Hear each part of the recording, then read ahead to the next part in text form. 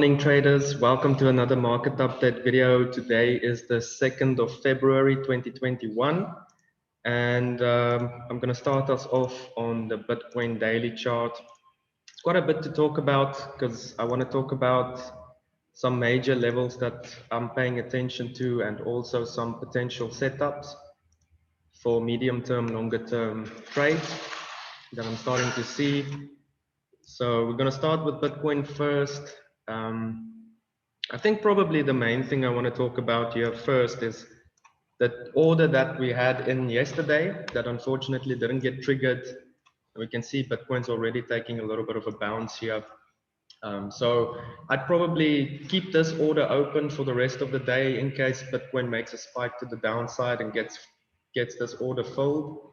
But I'll be patient and wait for another close of a 4-hour candle above 34,661, and then we can still open up a long position and target around $36,500, $37,000 a coin. So we'll keep an eye on that one. I just realized this morning that I still have a long position running on Bitcoin.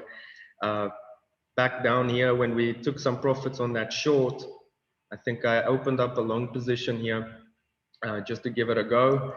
And the stop loss has been on break even for I don't know how long. So if you held that position on your portfolio, well done. But we'll be adding to it for the longer term positions because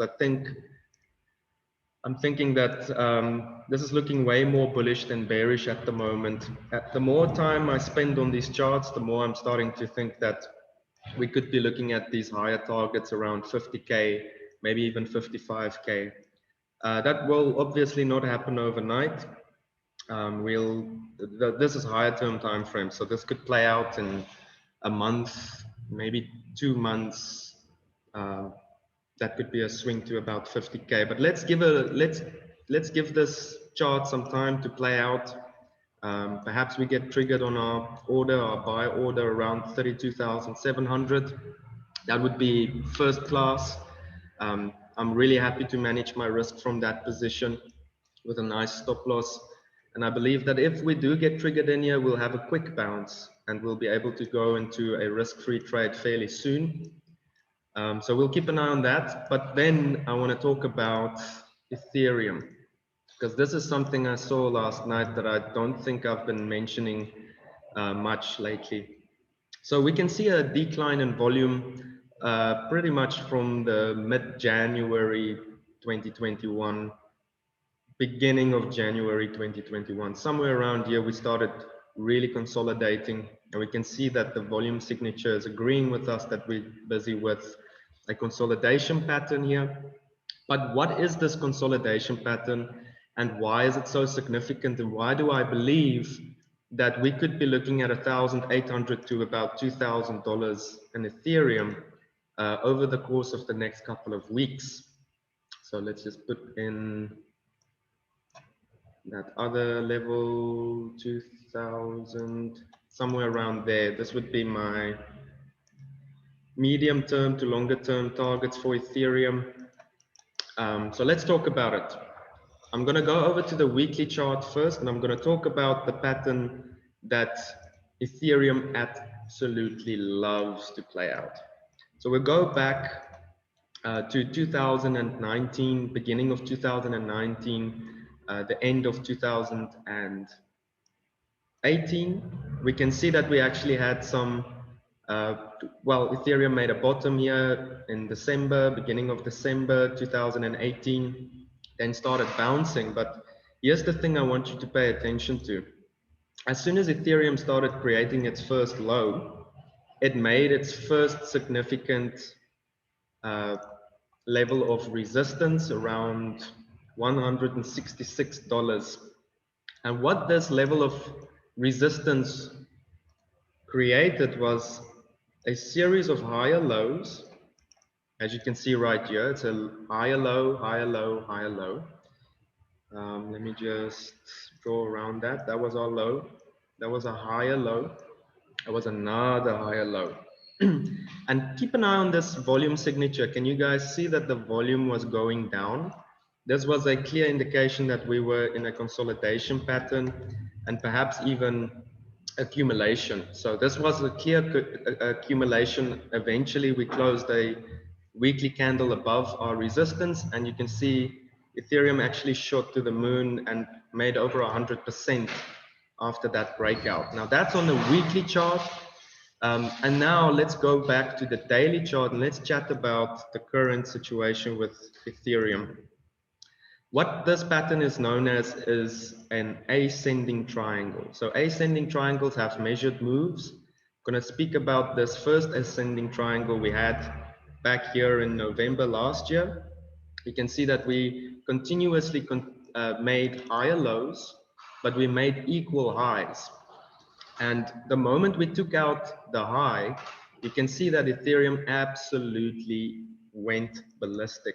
In fact, it went another 100% after breaking to the upside of that ascending triangle. Technically speaking, a measured move for an ascending triangle is from the opening of the mouth of that triangle to the top range of that triangle. So the measured move for this one was actually around $800. We can see that we've clearly overshot that measured move target. And then if I pull it in here, you'll be able to see it quite clearly that Ethereum is once again printing an ascending triangle. And if we were to take a measured move from this, let's keep it a conservative measured move. We can see that our next target is around that $1,800 level. The decline in volume, higher lows, makes me think that this is an accumulation pattern rather than a distribution, redistribution. So we'll have to see if there's volume as soon as a daily candle closes above 1,435 and there's volume behind that. I think it's time to load up and shoot for the moon here for Ethereum. I'm extremely bullish on this, but it's not confirmed yet. The trick here is to wait for confirmation, not get too quick into the market and take positions. So I'd be waiting for a daily candle close above that level I just spoke about and take a position from there. Or this could play out to the downside as well. Ascending triangles usually play out to the upside, but it doesn't mean every single time. If this plays to the downside, we could easily be looking at these lower levels around $900 to be reached again. We've got a nice little wick that did come back down to that liquid zone right over here. You can see it clearly there. So I'd be quite cautious and wait for confirmation on this pattern before I'm ready to start trading it aggressively. But definitely something to keep in the back of our minds. As soon as Ethereum actually closes a 4-hour candle above this liquid zone, I'd be happy to go long. Momentum oscillators agreeing with that as well. On the 4-hour chart, we can see another ascending triangle, a little bit smaller, but it's there. There we can see it right there. Higher lows equal highs. And this measured move on the 4-hour chart still points towards more or less the same level, around $1,800 per Ethereum. So Ethereum 2.0 happening. I think this is going to be a very volatile day, a very volatile week. And if we can get on the right side of this market, we can really take some profits off the table here. So let's keep an eye on Ethereum. And then Chainlink's also setting up quite nicely here. I'm looking for a 4-hour candle close above this previous liquid zone. Then I'd be more than happy to take a long position here for Chainlink all the way back up to about $25 a coin. But I'm going to be patient once again.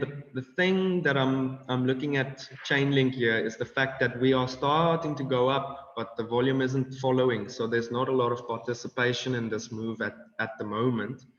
But we'll see if once we've closed above that liquid zone, we want to see participation. We want to see volume coming in. We want to see the buyers really defending this level before we get into positions here. So I'm going to keep an eye out for that one.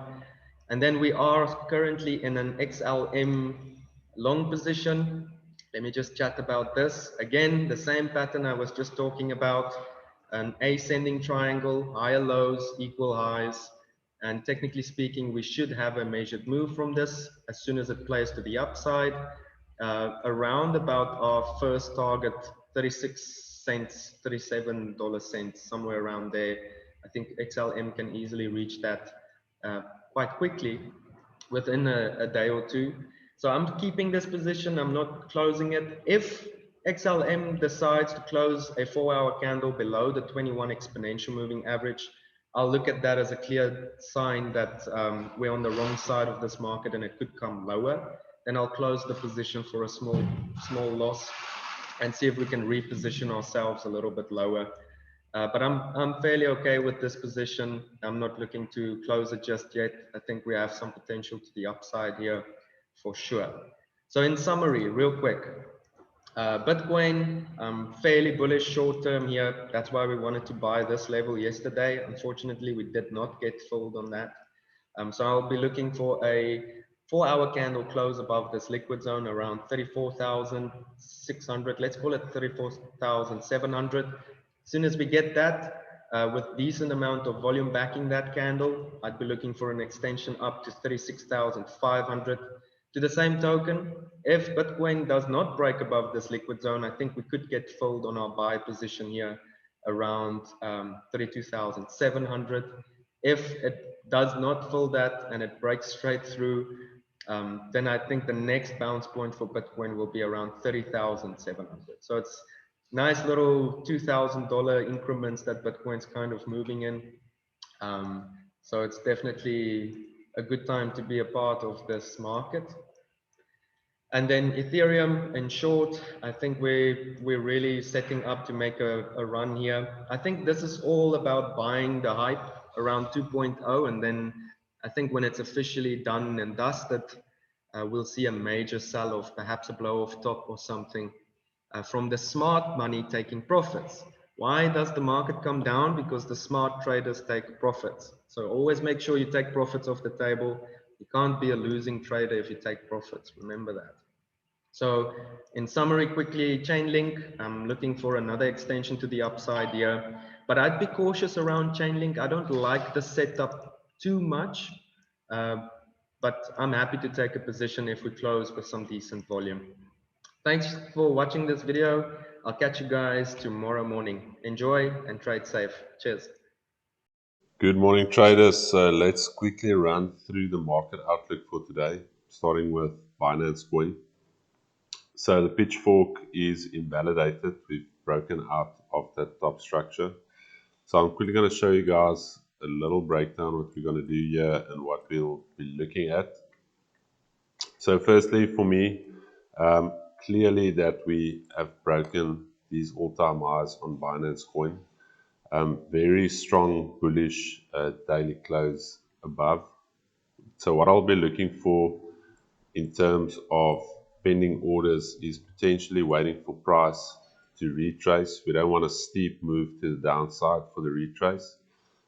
We want a slower moving retrace to buy from this order block. When I talk about an order block, guys, I just want to show you that this move from the 27th of Jan, this is where this bullish move started.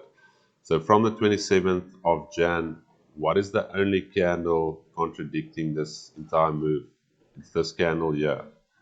So that is where a bunch of orders got filled that spiked this move to the upside. So therefore, there is still a lot of orders sitting there, guys that maybe came in late to put in their orders. So where is market most likely to go? Most of the traders will try and buy this broken resistance now turn support, but what we want to see is we want to see a dip into that order block and then for price to continue higher. This is also a consolidation pattern on Binance Coin where it was a failed head and shoulders reversal. Also, one thing to note, failed reversal patterns are very aggressive to the opposite side. So when most of the traders was expecting this head and shoulders pattern to break down, this obviously failed on the right shoulder. And now the measured move is to the opposite side on the market. So What we'll be looking for is we'll be looking for long positions off this order block here. Very simple trade. Let me just quickly get our order. We'll be looking to get in closer to that order block, and then first target being back to the highs at least, or if you pull your fib from these lows, this entire move to 27 extension. So let's just quickly get that in here. So these will be our two targets for Binance Coin. Then jumping over to Monero. Let's quickly talk about market structure, guys. I have in previous videos mentioned what is market structure. So how to identify a bullish structure. It's when the market is continuously making higher highs, higher lows, higher highs, higher lows. This is considered a bullish market structure. You want to trade with the trend where it is going. So on the daily chart of Monero, let's quickly look here. So we are not yet back into a bullish market structure. So from these highs, we failed to make newer highs. So we made a low, a lower high. Then we broke the lows, made a lower high. Then we made equal lows, and then we tried to break this previous resistance zone, which we failed to. There's a long wick to the top. So what we want to see for this to actually start trending bullish again, we want to see a higher high formed. We want to see price breaking that high, then coming back, making a confirmed higher low, and then this would be back into a bullish pattern. So this could be considered as a short-term reversal pattern, a double bottom. For those of you who don't know what a double bottom is, a double bottom is usually a reversal pattern where it looks like a W, an upside down W, or in a market top, it will look like a M. That is a double top. This is a double bottom. These are reversal patterns. And what we can clearly see here is we potentially have that on the cards for Monero. So what I want to see is I want to see a nice break, and then we will buy the dip. So first want to see what happens once this candle gets filled. If we reverse hard, or if we can get a very nice slow retrace back to this zone here, 140. So that's potentially where we'll be buying on Monero. Then quickly jumping over to Neo, guys. Neo, very similar. Again, let's just look at the market structure. This is a very nice bullish move to the upside. Then from there, we failed to make higher highs. What did we do? Here was our first lower high. Here we broke the lows. If you look left, here again we made a lower low. And now potentially I want to see price first break this previous, break this previous structure to the upside to make, so this could be considered the first higher low. So I want to see this breaking out to the upside, then being confirmed on this level here at 24. And then I would say the bull move is back on the cards. But you can also see, yes, this is a declining wedge or some form of flag pattern. We don't like trading flags, but this could be considered a flag pattern. So in this case, I would say I would like this level to break before I would get bullish on Neo. Also, just one thing to note, guys, Elon Musk, the richest guy in the world, has tweeted about Bitcoin. He's got Bitcoin in his status. So he's a very influential guy, very powerful guy. So I don't know what his motive is, if he's just trying to pump the coin or if he really believes in the technology, but this is obviously positive for crypto traders. So just one thing to note, the richest guy in the world is talking about a currency or adopting it, can only be positive. So that is the outlook, guys, a little bit longer than usual. But I hope you guys have a great week, trade safe, and let's look forward to some good setups.